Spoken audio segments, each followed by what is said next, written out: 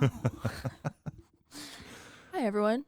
I'm Emily, And I'm Vince. and this is the Lighthouse Lowdown. I forgot the button. We've made it more complicated for ourselves having to physically press the button when originally I would just drop the audio in. But I think it's more fun, easier for me later. Yep, and we can sing during it now. Yeah, now you instead of getting a peaceful moment from us talking, instead you get, maybe we should just remove it entirely and just have us sing the whole thing. No. Not this time. Okay, so our history buoy today, I'm excited about. It's going to be types of Fresnel lenses. Very good. Which we discussed me doing in one of the earlier podcasts, one of the most recent ones. And it's very visual. So if you're listening to the podcast and you want to see what I'm talking about, because lenses are super cool and I think they're really pretty and they're all very different, which is what I'm going to be covering today, then head over and watch the video, because you can just go over, watch the video as I'm talking about the history buoy, and then come back to listening to the podcast. So YouTube has the video, the Lighthouse Lowdown YouTube channel. Yeah. And then not the video, but images are on Instagram. Mm-hmm. And you can watch the video. You don't have to go to YouTube. You can just go to our website, the Lighthouse. Oh, that's right. TheLighthouseLowdown.com. So, but yes. But yeah, so I'm going to be doing that today. And I think you'd benefit greatly from seeing the pictures, because Vince will be seeing them all up on the screen. So right. Obviously, the point of a Fresnel lens is to focus as much of a light source as possible in a direction. That could be, if it's a fixed light, it's all directions, or a singular direction, which is how you get the beam of a lighthouse tower. It's focused, and that's what the point of a Fresnel lens is. And actually a lens, now that they're, originally we had, reflectors and just like mirrored surfaces that kind of did that same job. And it was like 40% of the light source was captured and redirected. But with a Fresnel lens, up to 98% of a light is captured by the prisms and redirected. So that's why it's so powerful. Yeah. I'll show you. So this is basically just a cross-section of a Fresnel lens, so you can see what the prisms looks like. The prisms closest to the bullseye, or the middle section, it varies, and I'll show you a picture in a second. But the middle part doesn't have to redirect the light as much, because it's right in front of where the light is coming from. Yeah. And so they're shaped differently than the prisms that are further up or down from the light source in the Fresnel lens. Because the Fresnel lens just goes on top of the light source. It's like you just put it over the top of a bulb, like or a shell or over it. Yeah. Early on it was just candles or oil lamps or something like that. And so the prisms on the top and bottom basically have to work harder to redirect light into the direction that you want it to go in, the middle ones. So they're shaped differently. So closer to the very middle of the Fresnel lens, they're called dioptric prisms, and further up are catadioptric. Basically just the ones further up or down have to bend the light at a steeper angle than ones that are closer to the middle of the lens, which is why they're shaped different. Yeah. So they're different shape, which is essentially angling the light out in a linear fashion, straight out from the Fresnel lens. Mm-hmm. And then they're also different sizes. So it looks like the ones that are dioptric, so they're further away from the light source, are larger, at least in this diagram. Yeah, I think they usually are. It's kind of like dioptric is half of what a catadioptric prism is. And the picture that I'm showing is simplified. But if you have I'm about to talk about it in a second, but there are different sizes of Fresnel lenses, which we talk about all the time. Yeah. First order, fourth order, eighth order. And that just means how many prisms there are, and it's obviously smaller in size. So if you have an eighth order, you'll have like 4 prisms total around the sides. Yeah. And if you have first order, it's, I don't know, 100 or something. It's just, yeah. It's basically that the light on the inside could be the same, but because the Fresnel lens is so much bigger with so many prisms, it's capturing every little scrap of light that is coming out from that light source and redirecting it. Yeah. So This is cool. So this, I'm showing a chart from the US LHS page, which tells you what sizes there are and how many there were in the US, what the cost is, what their size is. So it kind of just breaks it all down. I'm not going to talk about all of this, but basically the largest Fresnel lens you have is hyperradial, and it goes all the way down to 8th order, which is just a couple inches in height and diameter, and then the hyperradial is over 12 feet tall. That's crazy. I'll have a picture of that too, but I'm looking at the cost over here. yeah. Okay, those are in $1,900. So God. So nowadays a hyperradial lens in 1900 was $27,000, and today that amounts to nearly $1 million. That is nuts. I know. So I gotta I like charts. Oh. There's also I like charts. I like charts. Number of them of each size in the U.S. And then there's a 1900 and 1922 and a 1945. Mm-hmm. There's one shown for that hyperradial. Is that the same one? We can talk about it. All right. I'll tell you about it. I don't need to cut you off. That's pretty cool. Yeah. And another thing on this chart, a couple of these sizes have a little asterisk next to it. And that just means that this size of lens, it was developed after Fresnel originally designed the lens. So it was like somebody else developed the size. Yeah. And so that would be hyperradial and mesoradial. There's none in the U.S., and there's only been 2 ever built, so I didn't look too deep into that, but maybe one of these days I'll try and find one of the lighthouses that had a lens like that, because it's just a different size, I think. It's probably not anything outrageous, but there's also 3.5 order, which I thought was funny. Yeah. And it must have just been because 3rd order is twice the size of a 4th order in radius, and so they were probably like, why don't we have something that's in between this, and made it a 3.5 order? And that's actually going to show up in our podcast today. Okay. 7th order and 8th order were not in the U.S. I guess you can see it on the screen. That was a lot more of a Europe thing to have. I didn't realize that. Smaller lenses like that. Do you know why? It's mostly, I think it's just because we defaulted often to a 4th order lens. When we would build a lighthouse, it wouldn't be on a river or anything. I don't know if we have any lighthouses on a river, but in Europe they did. Yeah, more inlets and just a lot more little islands and stuff. So smaller range. Yeah, and buoys a lot had 8th order lenses on them, so just little lights. I will start now with talking about flash patterns. Light characteristics. We've done a podcast. What is it? History buoy. On light characteristics. We have, So we've covered it before, but the light characteristic depends on what your Fresnel lens looks like. And so every time you have like group occulting, or you have a flashing light, or you have a fixed light, it's because the Fresnel lens looks different, and that's why you have a different flash pattern. Yeah. Today, not so much, because, now they're electric focused. Yeah, exactly. But originally it was because of the Fresnel lenses. So I have pictures up if anyone wants to go, thelighthouse.lowdown.com. I'll have video. You can go ahead and see what the lens look like. But a lot of these pictures came from the US LHS as well. They did a whole section on this. So first one that I have up is a fixed lens. And so this is basically a Fresnel lens that is not moving. And so you don't have a focused singular beam. It's basically the light protrudes out from every direction of the Fresnel lens. Yeah. So you can't have a bullseye. You have to have light available from all angle. If you're, sailing around the lighthouse, it should never be a flash. There should never be any discontinuation of the light that you're seeing. So the fixed lens has like this donut around the middle instead of being broken up into bullseyes. It's just a bubble. It's like a, what is it called when you are swimming and you have a tube? Is it just I can't think of it at the moment. It's a donut tube. Like the tire tubes that people used to. Yeah, that you swim in. You go on the lazy river. Exactly. Sit in that thing. That's what it reminds me of. But it's just like slightly convex. Concave, convex. Yes. Okay. I think.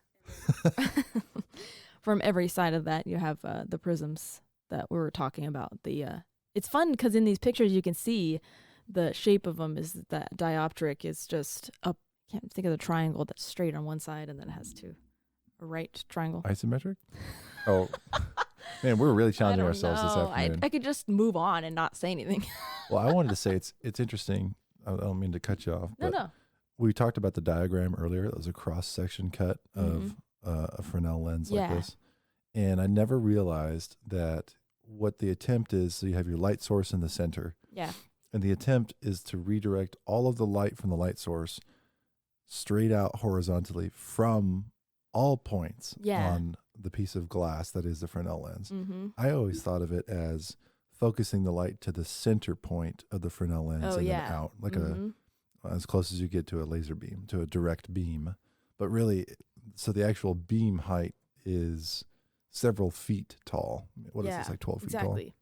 Rather than, focused to be as small as it can be. It's all of the light on a stack of light, if that makes any sense. A column is going out rather than a point. And just something else I was going to say is that this first picture, I believe, is a third order lens, and this second picture is a first order. So you can just see the difference in the amount of prisms. They're all the same size. It's just that, that one's so much bigger with so many more that they look small. I can't believe the work that must be involved in getting these polished. Gosh, I know. And it's not sometimes, it's often. Next one that I'm showing is a flashing lens. So you have your bullseyes and all of them are curved. And obviously this is going to be like a lot more expensive of a process to make than just the straight ones. Yeah. But yeah, this is just a flashing lens. So each time this Fresnel lens, this is also first order, as you can tell by the sheer size of it. It rotates, and it could be on a clockwork mechanism, or they used beds of mercury or whatever, which has been showing up a lot in the lighthouses that I've been looking at, the beds of mercury. It's not, I remember we were talking to somebody who said that it wasn't common, and I was like, I don't know, I've just been hearing a lot. Yeah. I've seen those pop up a lot. So I think we were talking specifically about, maybe I'll learn some more things, but Fred Stonehouse, isn't it? Yeah. The author's name. We had him on the podcast. We were talking about Standard Rock on Lake Superior. I think we were talking mostly about Lake Superior lighthouses. I think his comment was suggesting that there are not mercury beds used on those lighthouses. And maybe, I don't know, maybe that's local, or maybe there's hit or miss. Depends on that which would make one. sense just because they're smaller lenses. It's like usually fourth order on lakes and stuff. Yeah. And so maybe Clockwork would be fine. Yeah, you wouldn't have to work quite so hard in order to make it rotate, where the mercury bed was basically so that it could smoothly rotate without putting so much pressure on, or having a huge clockwork lots of weight grease. And, exactly. So yeah, it's basically oh cool. Yeah, I'm sorry, I'm pointing at the screen now too without saying anything. There's on the wall in this image we're looking at, there's a focused light. I don't know if it's just coming through or I'm thinking there's sunlight. probably a light on the inside that's showing. But it's showing up as a big bullseye on the wall. Yeah, and then stretched out. Many feet tall. So cool. Cool. Yeah, so basically this rotates, and the flashes that you see from the Fresnel lens are the light focusing through this bullseye. So in between them, you would still see light, but it's focused whenever you hit that bullseye lens. So you'd be able to see that it's not like the flashing lens like this. It's not like you would see no light at all at the top of a lighthouse, right, and then all of a sudden there's this brilliant flash of light. It's like there's light up there and then a focused beam. And the focus beams come out perpendicular from the face of each of these flat faces. Yeah. So what's the material in between that joins them? You told me this Brass. a long time ago. Brass. Mm-hmm. So brass joins the panels of glass together. Right. Because I'm not sure. I don't know why either. There's got to be some reason. I know brass is expensive. Maybe there's some property we haven't thought about. It's got to be, yeah. Because I'm thinking Doesn't Fresnel corrode. lenses have got to get really hot, don't they? Or maybe I'm sure it does. I feel like, but then Any focus light is really hot. yeah. But I also read that light doesn't lose energy moving through a prism. So would it get hot? Technically, I don't think so. But if there are Physics. any media, Well, we talked about lighthouse keepers have cleaned. Yeah, there's no way like that religiously cleaned it. Probably, if there's any media that would hinder it, it would make it darker, but it also pick up heat. Yeah, but then they would also probably clean it during the day when it's not on. Yeah. Because a lot of Fresnel lenses, you have to open them to get to the light. There's like a panel that opens, or like I'm about to show a clamshell or bivalve, and those just open just two sides like a book. Cool. Okay, so this is a bivalve or a clamshell lens. So if we ever talk about bivalve or clamshell, they're the same thing. It basically is just two very large bullseyes across from each other, and the light goes in the middle. So you'd have two flashes when it finishes an entire rotation, and that's it. So this first picture is from the Lighthouse that we're talking about today. It's absolutely gorgeous. That's a 3.5 order. An awesome picture, and that was in 1989. So it's fantastic, very, very good photo. But yeah, so that just opens. Those are beautiful from the side. It's like there's a hinge on one side. I mean, just like crack it open like a book to get to the. Yeah. More often, like a long time ago when there was flame on the inside, you'd have to open it often to light it or clean it or refill the oil or something like that. So these were very easy to get access to, but it would require a lot of weight on this hinge, and so the hardware has got to be really impressive. Yeah, exactly. Because it can't imagine it fails, and you're very expensive, very important. Yeah, and then your light's down for a long time. That's a no-go. A lot of pressure. Yeah. Under pressure. Well, thank you. And both of them have this bar down the middle of the bullseye. Yeah. Is that a structural? It's got to be, just because there's so much weight. Yeah. You don't have multiple supports like the other lenses. These is just like, I feel like a lot of pressure would be on this bullseye lens, and eventually they had to add a little support in there. Technically, the very best shape of any structure to distribute stress is a circle. Oh. Or, well, technically a sphere, but a circle is a really good way, a band, if you will, to distribute stress when designing something. So that would allow them to, I think they knew that at this time. Yeah. Put it that way.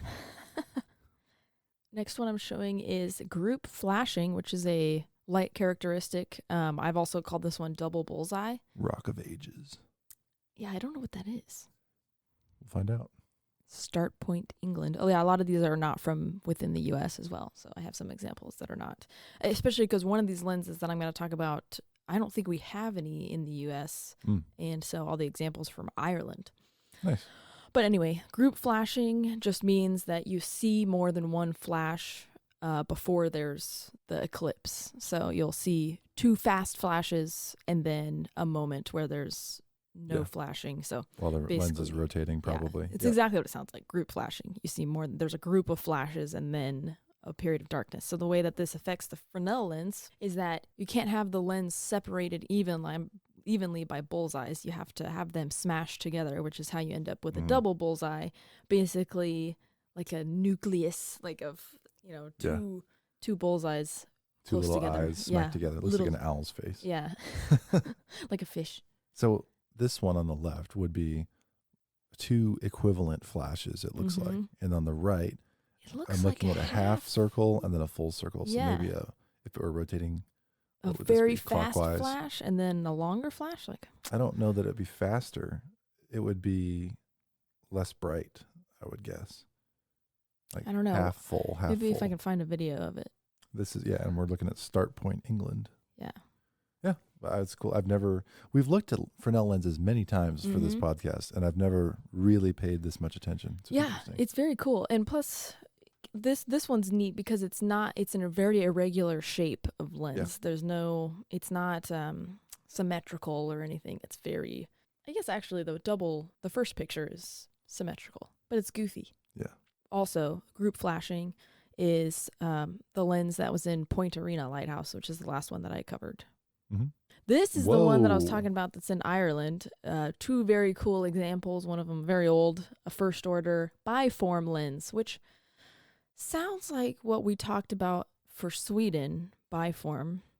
Oh, yeah. But I'm not sure exactly how that would have worked because one of them was fixed and one of them was rotating. So it must not have been like this. It probably just, in translation, probably still Yeah. meant 2 lights. But anyway, biform is 2 Fresnel lenses stacked on top of each other and then usually rotating. And so what's the purpose? You'd have 2 flash. It's just one flash you would see, but it's twice as intense, or It's 2 colors at once? It's or... interesting because I'm not totally sure if it's to make more light or if it's like if you have a tall ship and a little ship, maybe it'd be easier to see for both. I'm not really sure, because it's not like you'd see 2 beams. Well, a light comes from a point, right? So from any lighthouse, it comes from the point, which is the lighthouse is the source.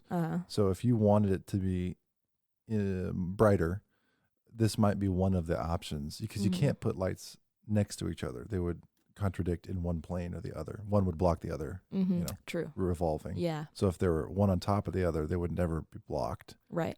They'd both be visible. But I think you would actually have 2 light sources. I don't think. Yeah, definitely. And one bulb or one flame would. And anytime they have stacked lenses like this, there's a floor in between them for people to stand on, so you can access the top and the bottom lens. Anyways, this is really neat. Yeah, and the second Are these one, both the same lens? No, these are different. This was, I think, Ireland. Really early on. The second one is a current lens. They're both clamshell lenses, which I thought was cool. Oh, cool. A biform clamshell lens. I feel like people are just getting fancy at this point. I know. They're like, what can we do that's different? I'm going to put 3 of them on top of one another. How do you We're going to like make that? the whole tower out of Fresnel lenses. Yeah. I'm sad we don't have any of these in the U.S. Maybe we do, and I just haven't been able to find any. But so far, it's only been in Ireland that I've seen some. I followed one on Instagram. It's called Old Head Lighthouse in Kinsale. I don't know. But I followed them on Instagram. They have some cool videos of the lens rotating. It's really neat. Nice. And our last example is the group occulting lens. This one was on the US LHS and doesn't have a location on it, so I'm not sure where it was from. But I thought this was really cool because I can't tell if this panel that's in between the 2 lights is see-through or if it's brass. Looks like brass to me. Yeah, I think you're right. It's like a surprised owl. Yeah, he's like, whoa. But yeah, basically what we're looking at is there's a bullseye that's interrupted by, it's basically like they took out a panel of the Fresnel lens and put in some brass. So you would actually not see any light from this angle whenever the panel moved by. And that's another thing I saw with flashing lights, is that occasionally they would have a fixed Fresnel lens and then would have a rotating like mechanism around the outside of metal plates, and so it would, as it rotated, you'd see these moments of darkness where there was a metal plate crossing over your line of vision. And so they would simulate having a flashing Fresnel lens by having this rotating, which I think would be a lot cheaper. So but, well, it'd be a lot easier to have a smaller item rotate than the larger. Definitely. Well, and also like way back in the day before Fresnel lenses, I can't remember the name of it, but there was a reflective plate that would go behind a candle or whatever the light source was, a lamp, and the plate would be what moved in the same fashion. Yeah. Much dimmer than our current Fresnel lenses, but same concept. That's cool. Yeah. And occulting, we've covered this, but occulting just means that there are moments of darkness. Like, a flashing lens is usually like it's dark and then there's a bright flashlight and then it goes dark again. But this one's like it's mostly lit and then small moments of darkness and then lit again. And it's different than if you were looked at, if you looked at a nearby lighthouse and you could see a constant light and then a flash. The flash is obviously the concentrated Fresnel panel, but the constant light is meaning that it's not technically occulting because it's not blocked by something. Exactly. Okay. Yeah, and that's all of it. I have one more picture. This is where I'm going to complain. So you remember the other day when I told you that the worst thing in the world just happened to me and I was going to tell you about it later? Yeah, but you couldn't tell me at the time. Yeah, this is what it is. Guess where this light is? Somewhere where you already have been? Yes. Japan? In Hawaii.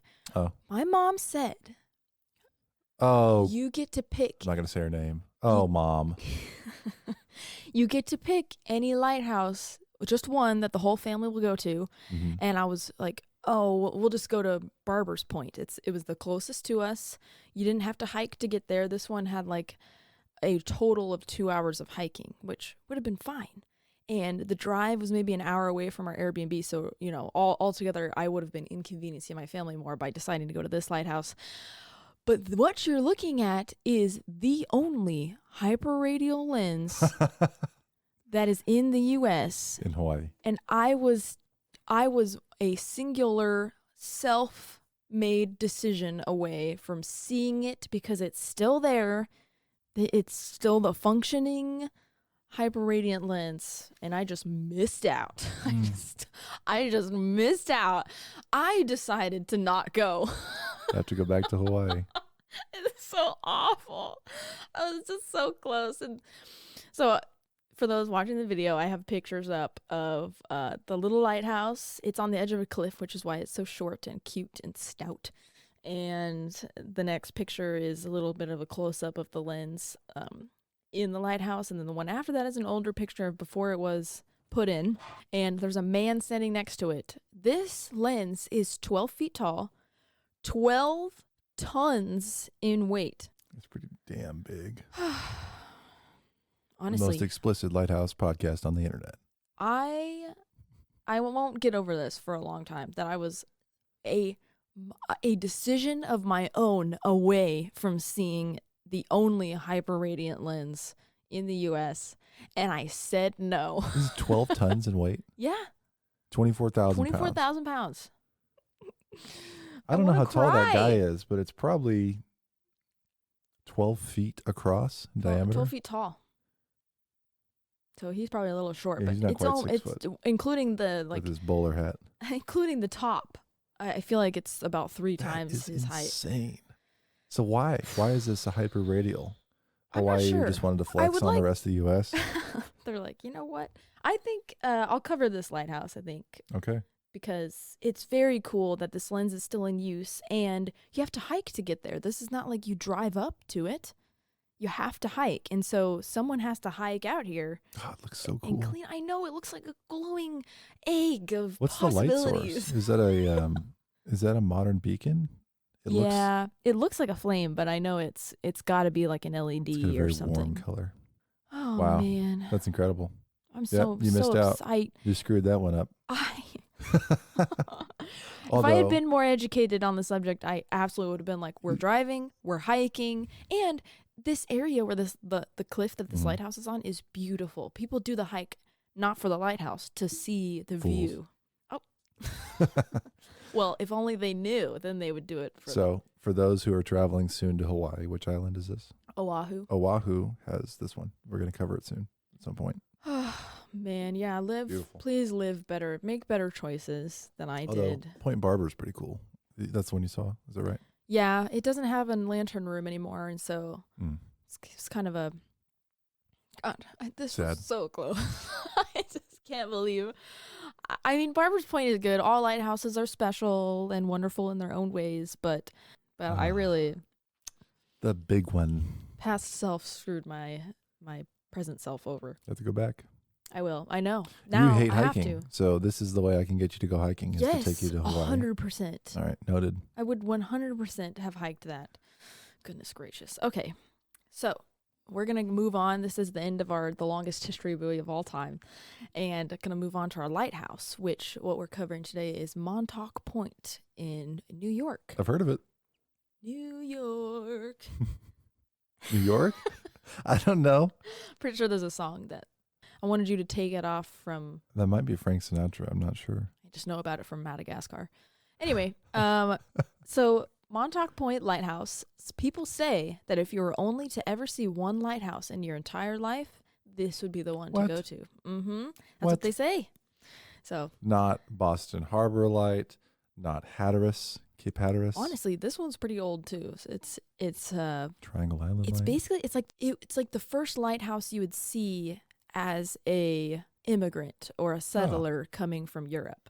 And so it was kind of like, it has a lot of history. And not the Statue of Liberty. Well, you'd see that one after. I'll show you a map of what it looks like. I thought I had you. No. You thought you had me? I'm the owner of this podcast. But I'm often wrong, so I can't say that. Anyway, so I will show you. That's really cool. It's very nice. That's legitimate. Aesthetically pleasing, and all these rocks that 3-car put on garage. there. 3-car garage. Oh, wow. I didn't notice that. So, Gorgeous. the point, I'll show you a map a little bit later. It was originally named Turtle Hill, or maybe it's still called Turtle Hill. The point, it's Montauk Point, but I think the land that the lighthouse is built on is Turtle Hill. Okay. I haven't really been able to figure out if it's still Turtle Hill or if it's, or if it was renamed to Montauk Point. But either way, the point is named after the local tribe of Montauk Indians or Montauquets. I don't know. There was a couple different names for the tribe, so I'll just go with Montauk Indians. The tribe was part of a confederation of 4 different tribes, and each of these tribes were led by 4 brothers. And so it's kind of a cool story, but their dad was a chief who was like highly respected, and so they inherited authority and respect from other people and decided to separate into these 4 tribes that met for like a democracy kind of thing. That's cool. Yeah. And they controlled a large majority of Long Island when European settlers came in the 17th century. And here's a breakup of the Native American tribes, like what land they controlled. And so Montaukett is down there. This is Long Island, and there's part of it that's controlled by Montauk. And that's the point. At the very, very tip of this section that's controlled by the Montauk Indians is Montauk. Towards Block Island. Yeah. Which is another lighthouse. What? Block Island Lighthouse. Oh, cool. I'm pretty sure. Cool. Montauk. That would be fun. Oh. I'm pretty sure it's on the list. I think it is. Oh, yeah, that's exciting. Well, and of course, we're looking at Cape Cod over here. Plymouth, Boston, they're all on the map. Yeah. Mm-hmm. It's a big lighthouse area. Yeah. Heavy in lighthouses. But actually, besides, the settlers came in 17th century. Besides the building of the lighthouse, this area remained largely untouched by colonists until close to the 1900s. So, wow. Yeah, it's like we built the lighthouse, but it wasn't populated with a bunch of people. It was still... That's surprising to me. Yeah. I thought this was the first populated area of the U.S. Yeah, and it's just because it was Long Island. It became populated further away, but since it was more all out here, you kind of... we didn't have a need for... cram-packed these days. Yeah. From what I hear. Now isn't Long Island like really rich area? They have some good iced tea out there. Ugh.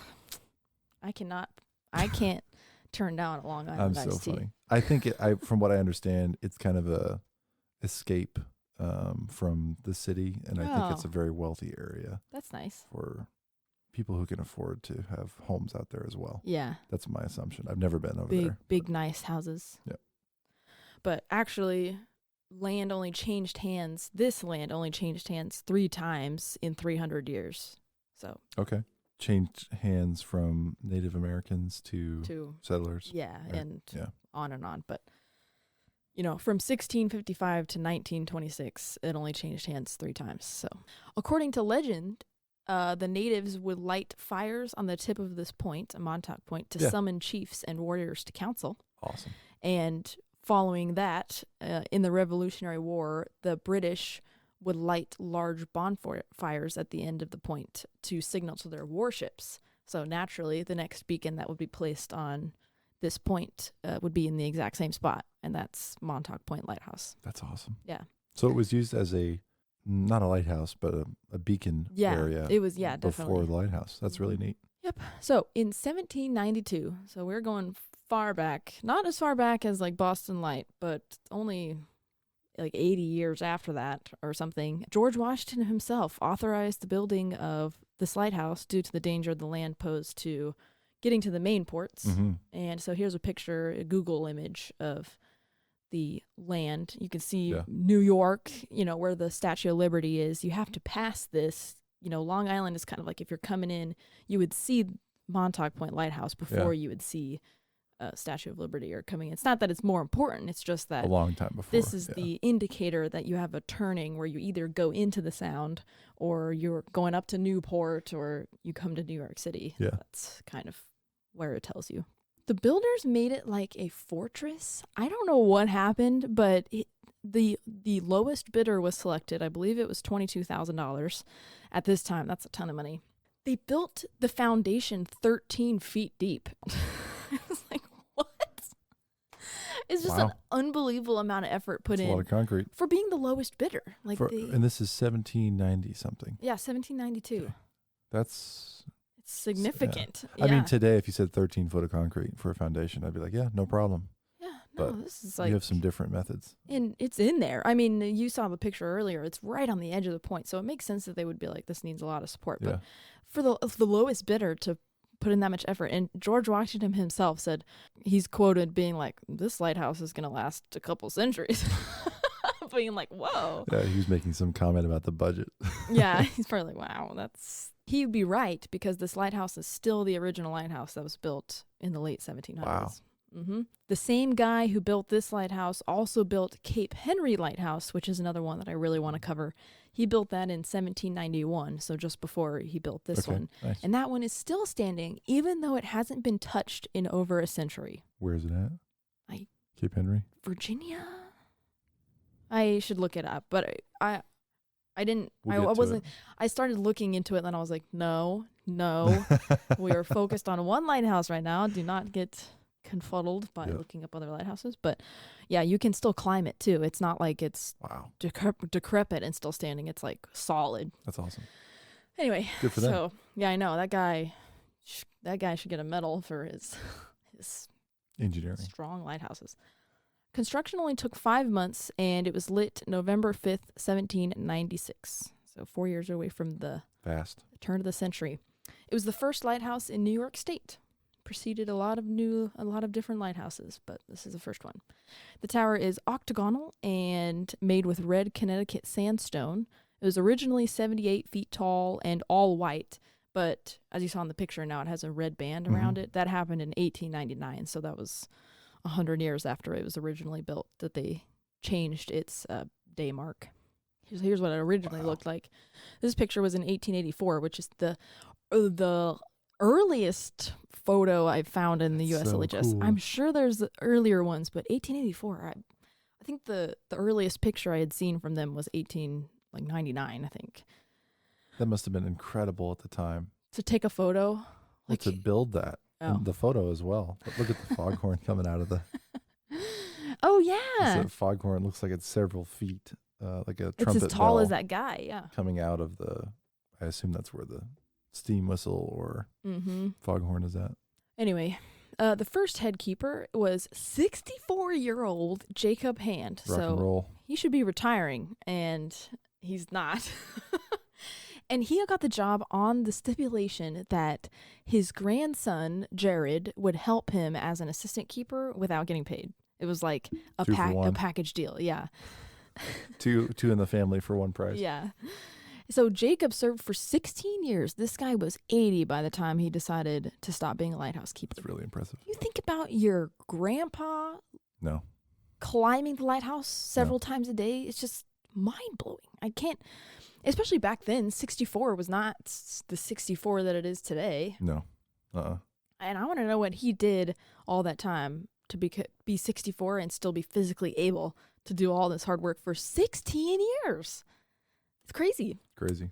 But he suggested, around being 80, that Jared take over the running of the lighthouse. And President Thomas Jefferson said no, because he was like, I don't want lighthouse keepers to be hereditary. I don't want this to be a job where you pass it on to your son and then nobody else can do it. It's like he's going to have to apply like everybody else. But naturally, Jared's been working at the lighthouse as a keeper for 16 years of his It's a pretty good life. resume for the job application. Yeah. So naturally, he beat out everybody and became head keeper. It's just a natural turn of events. Yeah. Well, good. I mean, it's good that they actually did a job. I don't know what it looked like at that time, but a job hunt. You know, they posted on LinkedIn. Yeah, you had to fill out the application. No nepotism. Had to do a security check online. Background check, credit check. So that was in 1812 when he took over. The station already, like in this picture, you can see there's a couple of buildings, 3, and then the Foghorn building. I spy 4. I meant 3 and the foghorn. Oh, excuse me. Again, once I thought I had you. So I was going to complain because I was reading online that there was so many keepers' dwellings. It was like they built a new one every 10 years or something. I'm like, where are these buildings coming from? But I think originally when they said there was 3 keepers' dwellings around this, I think what they're referring to are, oh gosh, I can't remember the name now. There were 3 buildings. They were the oldest buildings in New York or something, like built in the 1700s, and they were for livestock. So people, this land, you could bring your livestock to graze and then take them back. And so there were buildings where keepers would tend to the livestock and watch over the livestock, but they weren't lighthouse keepers. They were livestock keepers. And so I think that's where I got confused. I was like, why is there so many keepers' cottages? And it was for a different purpose. Yeah. Anyway, so I was going to say, like, they had all these keeper dwellings, and they built another one in 1837 that was 6 rooms. And I was like, there's no official assistant keeper until 20 years after that. So I was like, why do they keep building keepers' cottages? But I think that's what it comes from. And Montauk Historical Society, they have a page on, I think it's called Second House. I feel like I should have. Second House? Yeah, I feel like I should have done more research on that. But that there was 3 houses, and the second house is the one that's closest to this. And the Historical Society is in charge of upkeeping that. So they have a whole page on it of it being the oldest standing building from whenever. So I didn't do a lot of looking deep into that, but you can. I think I'm going to put in our show notes the Historical Society page. You can go and take a look at it yourself. So, sorry, I'm looking at the image still. So there's one built in 1837. That's a 6-bedroom. Mm-hmm. So I think that's the dark building. It must be, yeah. And then right up. I was looking at this. The chimney on this white building is enormous. Yeah, I it said, is. oh, of course. Steam? It's a boiler. Yeah. In there. So that makes sense. Where those chimneys over on the residential house are probably just fireplaces or probably or oil houses. Area. Yeah, storage, etc.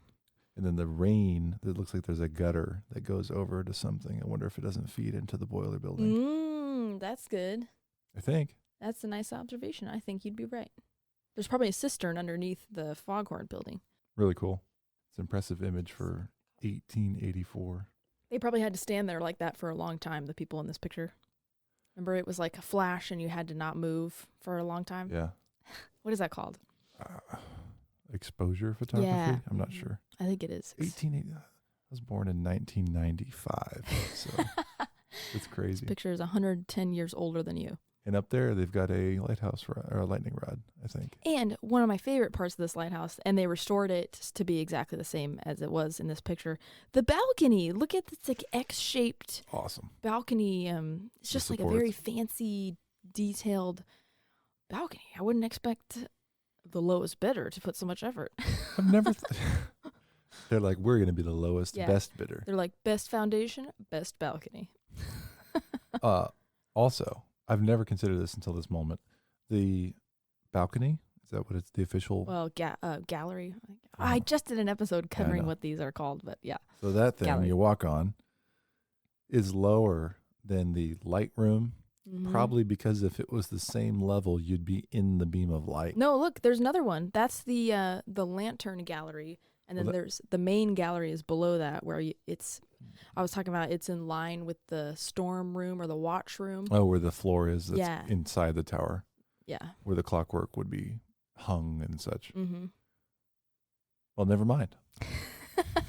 You'd be right in that beam because, you have to clean the glass outside of the lens too, so it's powerful, full power. The lighthouse got a first-order Fresnel lens in 1857, as well as their new 6-room keeper's cottage. The lighthouse at that time, at 78 feet, was not tall enough to be considered a first-class coastal light. Oh, too short. Yeah, it's not. It wasn't tall enough. So around 1860, 3 years later, they increased the height of the lighthouse by 30 feet, which brings it to its final total, which is the same as today of 110.5 feet. Legitimate. Yeah, and they also replaced the wooden steps leading up to the lantern room with iron and built another keeper's dwelling.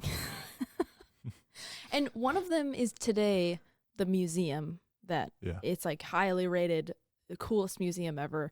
They always tell you to go to it, but I don't know exactly which keeper's cottage it's in. No one does. There's so many. They just built their own community out there, Long Island. Mm-hmm. All right. In 1903, the first order lens was replaced by the 3.5 order bivalve lens that I showed during the history buoy. So there's a nice picture of that. It was revolving and had a white flash every 15 seconds. And they also added a 4th order fixed red range lens in the lantern room. And it's basically just a 4th order lens. And if you moved far enough to come in view of the red, it was saying that you were getting close to Shagwong Reef, which was 3.5 miles from the lighthouse. I didn't do a lot of research on it, but its elevation is 0 feet. So basically, it's like on the cusp of being an island. So as you'd be going around the lighthouse, you, the traveler on the boat, would come into a red light. Yeah, you'd see a red light appear, which means that you need to take caution. It would mean that you're coming too close because it's 4th order. It's only so powerful. Yeah. So you're within range, close enough, and at that angle. Yeah, exactly. That's really interesting. Yeah. So you'd still see the flashing of the lighthouse, but if you went too far, too close to the point, then you would see this red light and have to. I wonder if that's what was going on. That's what I was thinking. Our lighthouse. Oh my gosh! Where was that one? I remember us talking about it, but I don't know which lighthouse it was. It was in Sweden, Lundsorts. Oh yeah. Lundsorts Fyr, right? Yeah, when the one I was talking about, maybe it was Biform, but I don't think it was. I think it was. But they had a lower, like a window, I think. Yeah, we never got to get the little red light peeked through. So anyway, I thought that was really cool. I've never seen. No, I've never heard of that before. Yeah. Here's that's cool. This was after the height was added, which is why I think the lantern room looks different. And they also have the reddish brown band that you see on it today. Did you see anything about them, how they added height? Did they build on top? They didn't build a new tower. No, they built it from the top, I'm assuming. I think they probably added more of the sandstone bricks to the top. But there's a lot going on here. Is that a driving range down here on the left? Into the ocean? Yeah. I don't know. Yeah, I remember them talking about building this tower. I think it was a war thing, like a World War I or World War II thing, that they built another tower that was for something. I don't know. Could be, it could just be better suited for people to be up there with, different This is a much instruments. later image, but I was going to show you. This is the picture of cool. That's the revolving lens. Yeah, the clamshell. Jeez. Yep. And then the picture next to it is, I think it's the picture, it came up in the USLHS in association with this lighthouse. So I think this is the red 4th order lens I was talking about. And maybe it's in this casing so that you only see half of the lens. It's like, it's not projecting any beams towards our clamshell lens that's right behind it. It's probably, they focused all of it outwards. And it was below the clamshell lens? It was probably just outside of it, like sitting on the ground over here. Cool. It was in the lantern room, so. Okay, yeah. But yeah. Looks heavy duty, man. I know. The keeper at the time that they added these 2 new lights was James G. Scott, who had the longest headkeeper stint at the station from 1885 to 1910. So that's 35 years, I think. Oh, 25? Math is hard. 35. 15 plus 10 is 25. 35. A couple of big schooner. Oh, God. I just forgot to look at it. I did it too. Boats. What is it? Schooner. Yeah. Crashes happened during his watch. Not that it was his fault, but it just, he was there for 25 years. Something had to happen. 25 at least. Yeah. And so he had 2 big crashes. One of them was carrying cocoa beans, and one of them was carrying coconuts. And this is the first time I've seen this. What? Nothing. I was going to push a wah button that I decided not to because people might have died.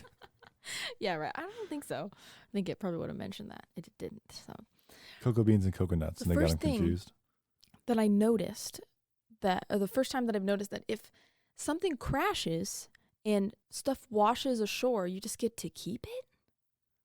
In both of these instances, they were like, there was a crash, and so then we had coconuts for a really long time, and like we made tons of I'm like, you just kept it? I don't know. Like, don't they want their stuff back? I don't know. I think they lose, they crash and they lose their boat, they'd want their stuff back, but they've been robbed. I don't know that there's a law or a rule on that in those times. You think in it's that like environment. free? I don't think it's free, but they have to come collect it. The owner has to come collect it. If they don't, then it's just waste. Loss. Yeah. Especially both of those are perishable items. Yeah. So. Yeah, true. It's not like it's gold. They, we're shipping gold. Yeah. So I just thought it was funny. They talked about after this, they created Montauk pudding, which is basically chocolate bread pudding. Oh, that sounds good. With all the cocoa beans. And they said, locals at the time said that if you visited somewhere for a year after this coconut crash, you would expect to have coconut cake for dessert at somebody's house. Because oh my gosh. Everyone had the coconuts and they just were trying to get rid of them but not throw them away. Yeah. And the locals held a contest after the coconuts washed up and they just kept them all. I don't know. I just think it's so crazy that it's just like, oh, you crashed? I'm going to keep all of your goods. Do coconuts float? Yeah. Is that common? That's not common knowledge to my But I would think Kansas it'd be self. in crates too. So yeah. I don't know the details of how this happened. Maybe the but they crates were ended floating. up with all the coconuts. Yeah. And they said they held a contest to see, like everyone made coconut something, and they held a contest to see who would win the best coconut creation. Mm-hmm. And the winner was a 4-tiered coconut cake that had coconut frosting and shredded coconut in the batter, in the frosting, in the layers. It was just like a coconut bonanza. That sounds awesome. I would love that. The same thing happened during the Prohibition era with liquor, allegedly. Allegedly. John E. Miller and John A. Miller, a father and son duo who were keepers at the Lighthouse. They were head and first assistant keeper. They were suspected of collaborating with bootleggers. Oh, John. Oh, the Johns, double John. The Coast Guard heard of 2 grounded ships on the beach of the point suspected of carrying illegal liquor, and they called the Millers because they're in view of this beach. And they were like, are the ships there? And the Millers were like, no, there's no ships. They must have gotten up and walked away, Were they slurring their words on the phone. They fixed it. But so, however, the Coast Guard sent people to go check it out, and there's 2 ships grounded on the beach, surrounded by liquor cases that were empty. Oh no! Yeah, they walked away clearly. And the Millers wouldn't return calls from the Coast Guard. You would think the Coast Guard would just break down the door during Prohibition. Yeah. But they didn't have any proof. That it was just suspicious. There's no proof or anything, so they just had to let it go. There was never anything brought out of this. It was just. But lighthouse keepers, very largely, it's an honorable, truth telling. Yes. Very specific on their logbooks. And that's why it's so suspicious. It's a pretty big assumption to make. Yeah. Those guys are clearly. I don't know, like to be sketchy and not answer phone calls and then lie about whether or not they also had a bunch of unexplained cash flow. And Lighthouse Liquor started up the next day. John and John. That would be cool. So anyway, just thought that was a fun little story. Yeah. The Lighthouse was automated in 1987. Wait, let me see if I have any more pictures. Ooh. Oh, it's just the Lighthouse. Yeah. So beautiful. Automated in 1987 and immediately taken over by Montauk Historical Society. So this is like this wonderful collaboration where it was taken over by a historical society or, a nonprofit immediately after. There was no time where it wasn't being taken care of. It was always being... They wanted it right away. Yeah. Which is awesome. You didn't have to search. You didn't have to fight for it. It was just like this seamless transition of power over the lighthouse. So they opened the Keeper's Dwelling as a museum, and it includes that 3.5 order Fresnel lens, so you can go see that. Nowadays, it's one white flash every 5 seconds through an arrow beacon, and so there's no... Arrow. No, it's just a stupid joke to myself. Last time you told me about Arrow beacons. Oh, yeah. I thought Arrow was a brand. It's like the Apple of beacons. Yeah. Like, God, they have the whole market. For those who didn't listen to that, Arrow is a style of beacon. Yeah. It's an electric beacon that replaces lighthouse beacons. I believe often. it was originally, called an arrow beacon because it was originally in airports. Oh, that makes sense. Yeah. So this lighthouse was added to the National Register of Historic Places in 1969, and this one's really cool, a National Historic Landmark in 2012. Oh, cool. Which only 12 lighthouses total are added to the landmark list. That's awesome. Yeah, and this was the 11th, so there's one more after this that was added. But currently, there's only 12 lighthouses that are national landmarks. This is just by appearances and also through the story, this is a really special lighthouse. I know, isn't I it get neat? it. Yeah. Yeah, I think this is a well-loved lighthouse for sure.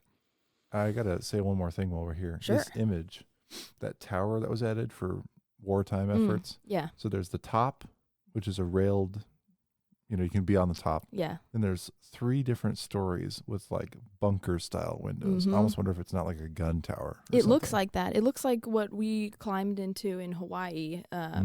They were bunkers like that in the rock of the island. I can't remember what they were called, but they were built like that.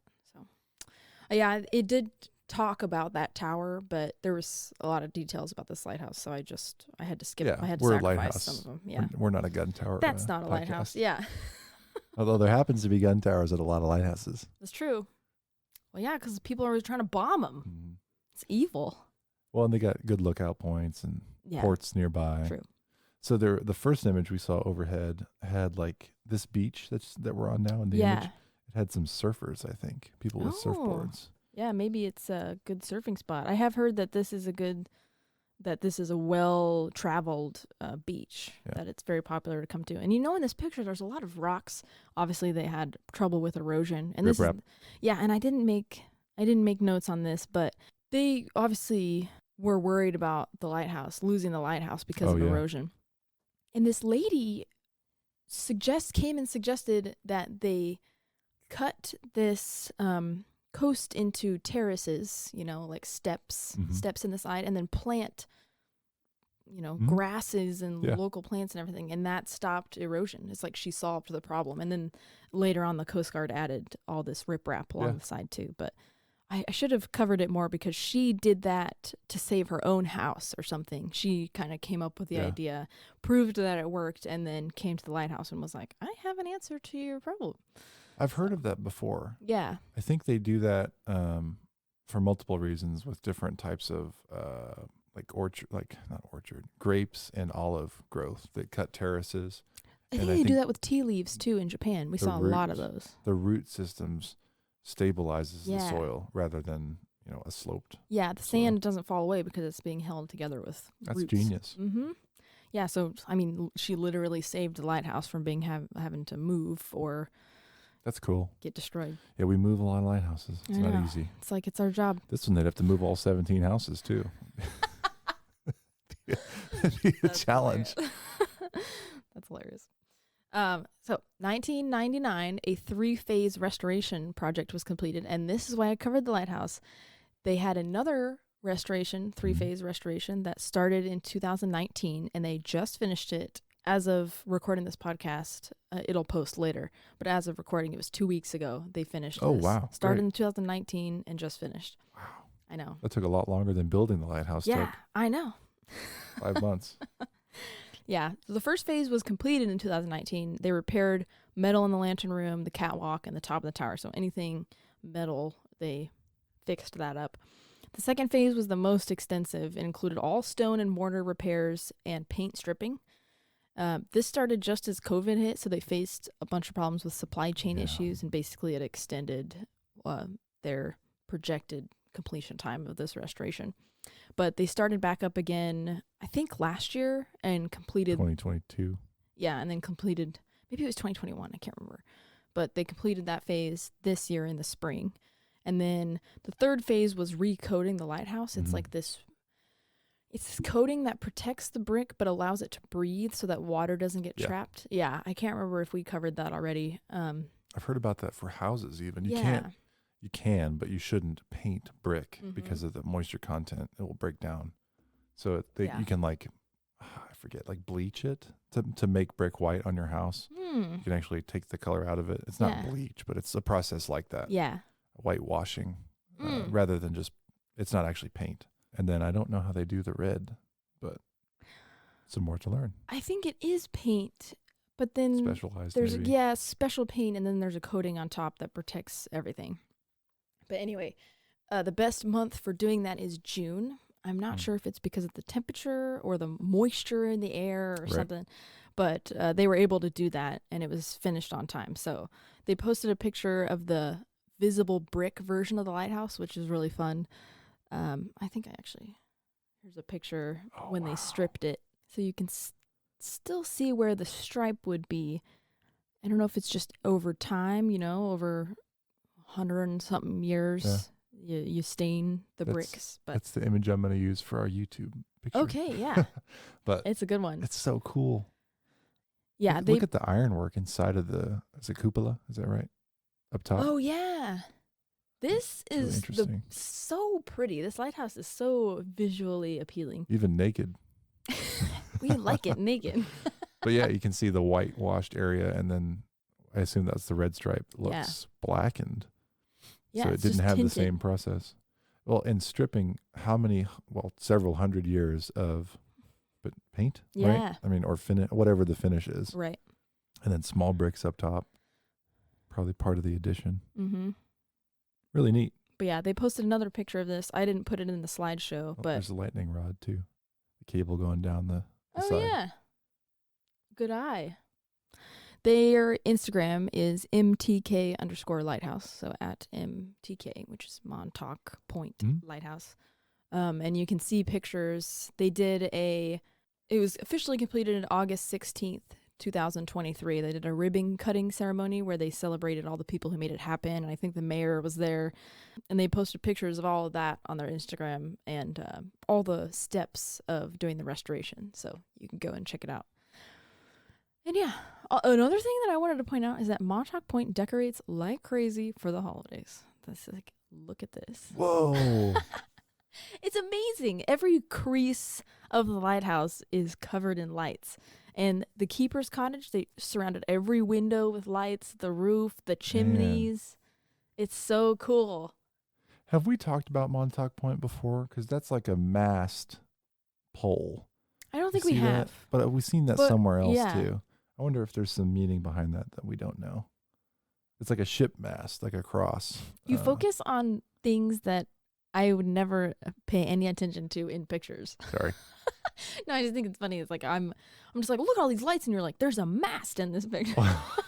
It's also not lit up, which I guess it would look like a cross. So maybe that's a little depends on.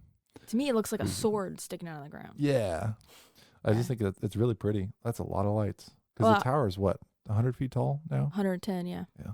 I just wanted to show it. I was thinking one of our episodes, we have on the schedule an episode to post on Christmas Day. And I'm wondering if I should just do a really quick episode where I talk about lighthouses that decorate like crazy for the holidays. Yeah, can't hurt. So that's why I thought I would mention this. We talked about Flying Santa last year. We could remind people to watch that one too. I know. Christmas time. Have I covered St. Augustine Lighthouse? No. We've talked about it a couple times, but never. I think I've started my research, and I won't spoil anything. Okay. But, ignoring what I just said. You're spoiling. Have you looked into like what they do, like tours and at Montauk Point? Do they have a website that shows that? They do have a website, and I'll link it. I don't know if they can you climb it. Rent out. You can climb it. I don't know if they rent it out or anything like that. I know there's more than one keeper's cottage, so I don't know. It's up in the air.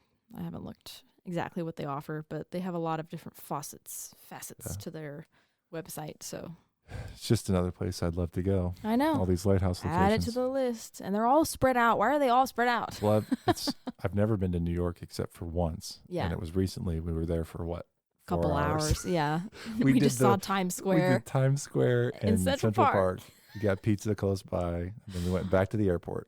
Yeah, that was. So I don't think we saw much of New York. Yeah, I tried to plan out the visit being lighthouse focused, and we would have had to have rent a car in like that 4-hour time period and drive. But we would have been able to hit like 5 different lighthouses in that time period. They were all so close together.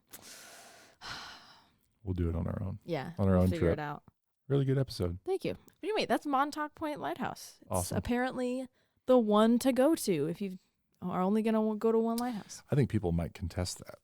Oh, I think the comments are open. The comment section is open. Yeah, if you think there's a better lighthouse to go to, you should send us the name of the lighthouse over thelighthouselowdown.com in an email, thelighthouselowdown@gmail.com, or over a voicemail if you're brave enough. Do it. Montauk Point. Is this the first one. It's the first one in New York State. Yes. Is this the first one we've covered over there? I think it might be. I think it is. I mean, we talked Cape Cod. I think this is our first New York lighthouse. To people over there, they probably think those are not close at all. Yeah, probably. They showed up in the same map Kansas City. photo. Yeah. Kansas City, our perspective is that those are close. Yeah. So, awesome. But yeah, so another thing I wanted to mention just before we end the podcast is that you can leave us a review on our website, lighthouselowdown.com. The amount of times I've said that today is lighthouselowdown.com. Or you can leave one over Spotify. I saw we have like 9 reviews on Spotify. I can't believe there's a lighthouse about No. Oh my gosh. I can't believe there's a lighthouse. Podcast about this. A lighthouse about this podcast. Oh my gosh. But there's also, we have a couple on Apple. But you can leave a review if you don't want to go to Apple or Spotify or whatever to leave a review. You can do it straight on our website. So please leave us a review if you enjoyed this podcast, and feel free to contact us if you want to tell us about your favorite lighthouse or one you live near, or if you had any fun experiences at a lighthouse. We'd love to hear all about it. We appreciate you. We appreciate you. So we hope you enjoyed this episode, and we'll see you next time on the Lighthouse Lowdown.